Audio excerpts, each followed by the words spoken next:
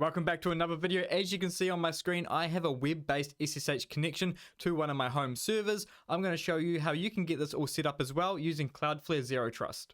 Now, before we go any further, if you haven't seen my previous video on Cloudflare Zero Trust and getting set up with a tunnel, please go watch it. It'll be in the corner somewhere. Go watch that, then come back, because I'm not going to cover how to get the tunnel all set up in this video. I'm going to assume you already have that tunnel set up. And again, I already have a video that will take you through that whole process. Just take 10 minutes out of your day, go watch that video, come back, and you'll be good as gold to follow along.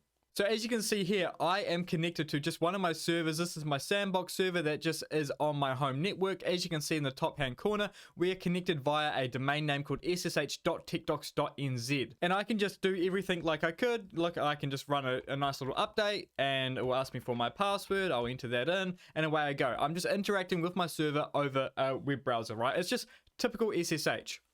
The main question is why? Why would you want to do this? So there's a few reasons why you would want to do this. And now the main reason is you don't want to port forward, right? Like I use Cloudflare for exposing pretty much anything to the internet, because not only do I not need to expose my ports on my router, like opening up the ports so anyone can connect directly to my home network, everything's going via Cloudflare. So that then protects, my public IP address. It protects my network from anyone trying to brute force their way in. I get the DDoS protection from Cloudflare, and I also get the additional authentication layer that Zero Trust gives you. I'm going to walk you through, I'm going to showcase that as well. But another key point is you get a nice domain name that you could share. So if you're working with colleagues or teams, you could give them this domain name and then they go through your Cloudflare Zero Trust authentication and then they can get in and connect. And you don't have to worry about having a static IP or anything like this. Everything is gone via Cloudflare Zero Trust and it's using their IPs and everything like that. All you need is that tunnel, which I've explained in that previous video, running on your machine, and then, they can always connect. You don't have to worry about static IPs and stuff like that. It's very nice and easy. And if you find anything I cover in this video helpful, check out my merch store if you're keen. Believe it or not, anything that's pretty much purchased through the merch store goes back to the community. I do Raspberry Pi giveaways. I've got one running in the Discord right now. So if you're keen on a Raspberry Pi, go check out the Discord and there's a giveaway there if you can get in on time. I think it closes on the 1st of next month. Anyway, let's continue. So again, this process is really straightforward. So what we're going to do is we're going to go to our Cloudflare Zero Trust. Right, so we are on the Cloudflare Zero Trust dashboard now, okay? So what we're going to want to do is go into our networks, and then we're going to want to go into one of our tunnels. So I've gone into the tunnels that we've set up. Again, if you watched that previous video, you would already have a tunnel set up and you'll know where this is. So we've gone into tunnels and we've selected our tunnel and we've just gone into it. So what we need to do is we need to go into our public host name. And what we're going to do is add a new public host name, right? So we'll click there. And now we just enter in our subdomain and our domain. So it's anything that you would like. Maybe SSH is a bit too obvious for what you want to do. And you could change it to something else. I'm just going to use SSH. And then the domain name, we'll select a domain name. So I'm just going to use my Techdox one.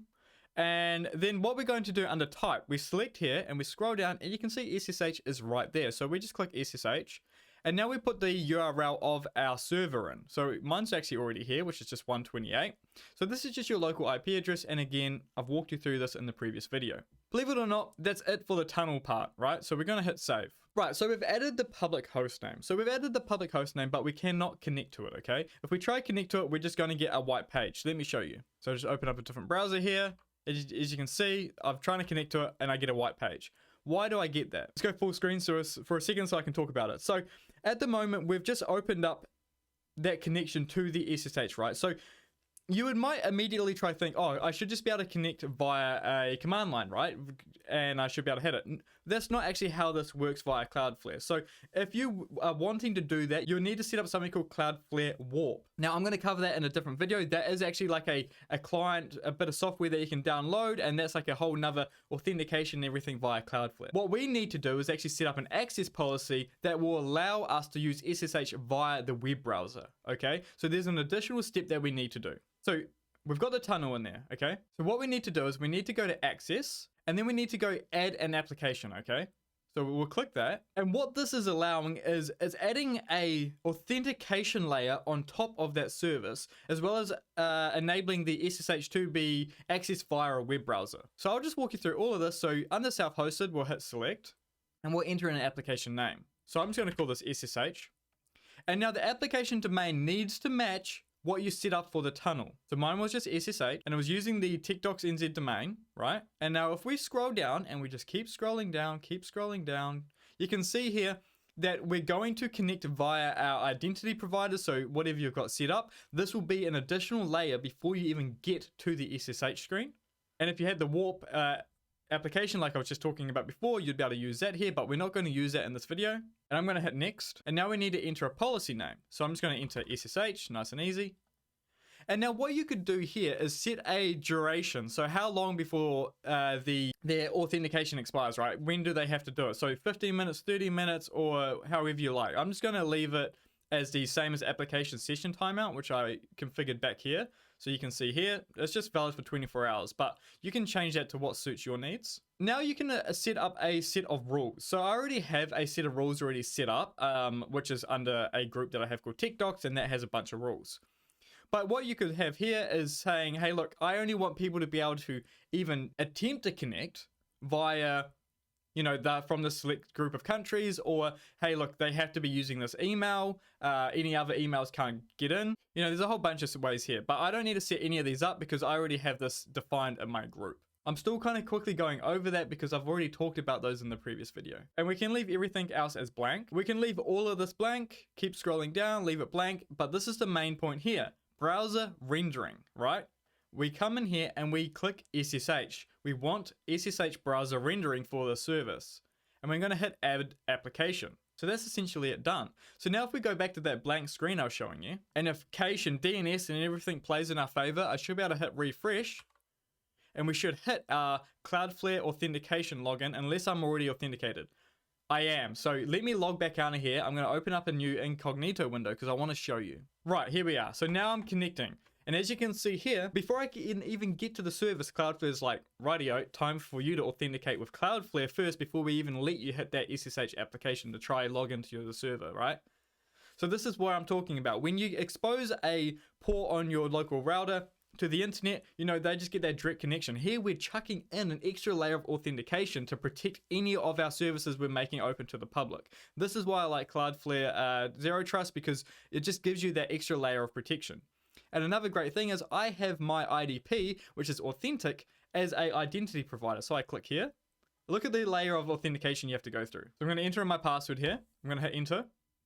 And now I have a YubiKey, key, which is a hardware key. So even if you knew my password and my login, you would still need to use the security key. I'm going to touch this now on my laptop. I'm going to enter in the PIN.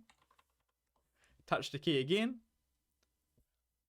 And now I'm going to log in. That's going to be approved by Cloudflare as well as a legit authentication method. And now I get the SSH service.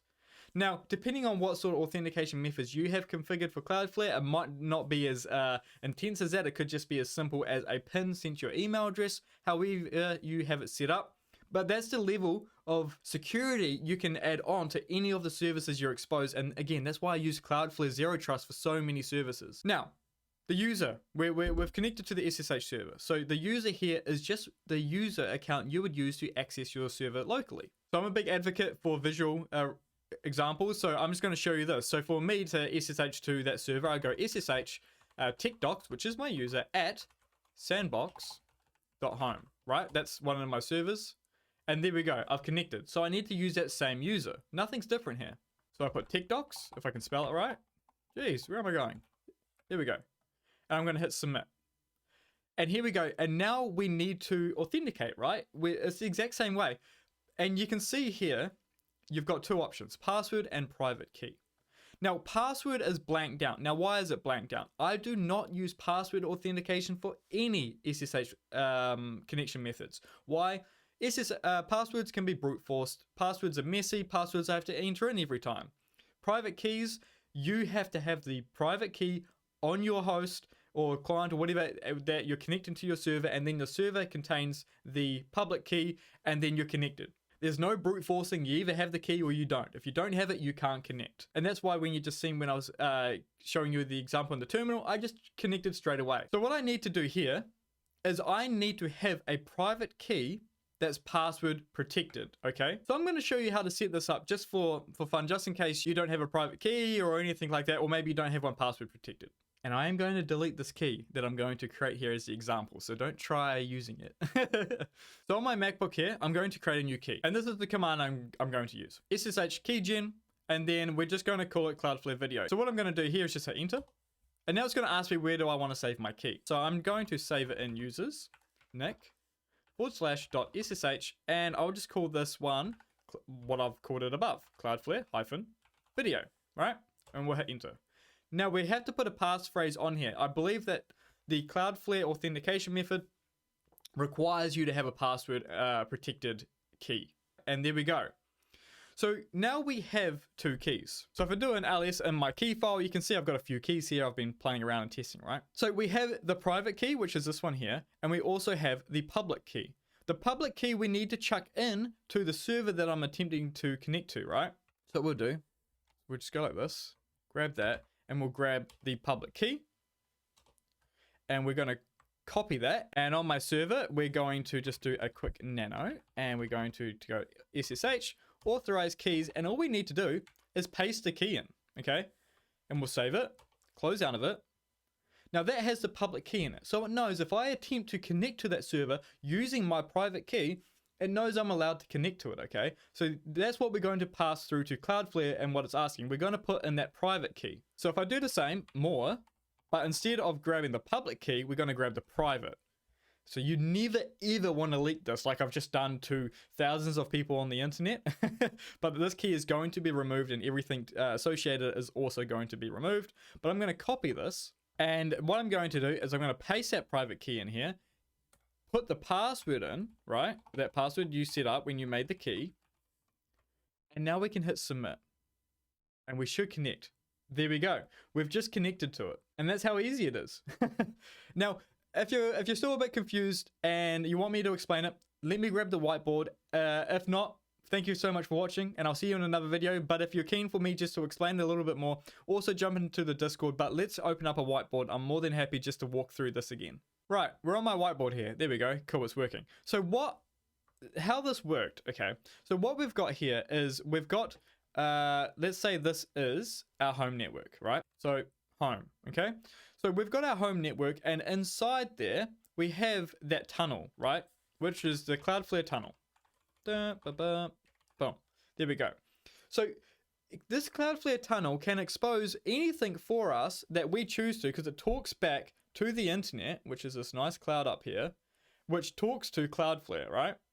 Let's just put a CF.